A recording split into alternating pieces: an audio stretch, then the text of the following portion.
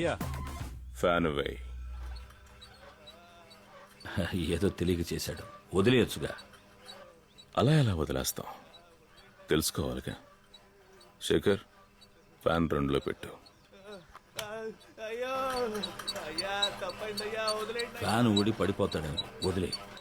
Shekhar, fan ని 3లో పెట్టు. అయ్యా నా మీద మీరు జాలి చూపించద్దు, నేను 2లో తిరుగుతాను. మీరు వచ్చిన పని మాత్రం చూసుకొని వెళ్ళండి. నరసింహ, నేను నీతో ఒక విషయం చెప్పాను కదా, రెడీ చేసావా? Ready sir.